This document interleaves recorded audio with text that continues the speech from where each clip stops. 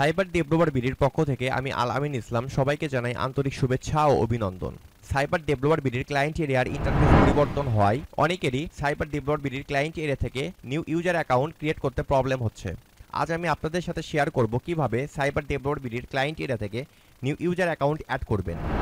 User account add করার জন্য সর্বপ্রথম সাইবার ডেভেলপার বিডির ক্লায়েন্ট এরিয়াতে লগ ইন করতে হবে।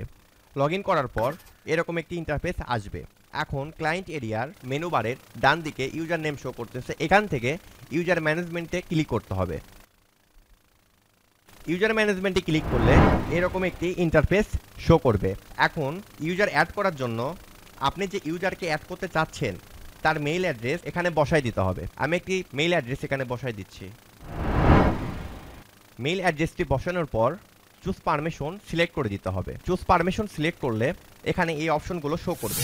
এখান থেকে আপনার প্রয়োজন অনুসারে নিউ ইউজারকে অ্যাক্সেস দিতে পারবেন।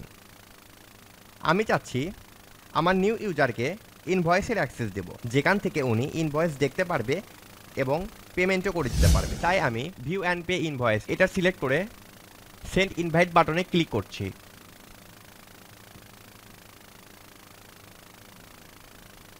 এখন তার কাছে একটি মেইল যাবে এবং সেই মেইলের মাধ্যমে একটি নতুন পাসওয়ার্ড দেওয়ার অপশন পাবে এবং সে এটি অ্যাকসেপ্ট করলে আমাদের এখানে নিউ ইউজার অ্যাকাউন্ট ক্রিয়েট হয়ে যাবে।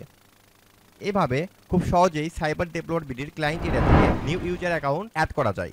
আপনাদের অসংখ্য ধন্যবাদ ভিডিওটি শেষ পর্যন্ত দেখার জন্য। আবার দেখা হবে আগামী কোনো টিউটোরিয়ালে। এ পর্যন্ত সবাই সুস্থ থাকবেন, ভালো থাকবেন। ধন্যবাদ।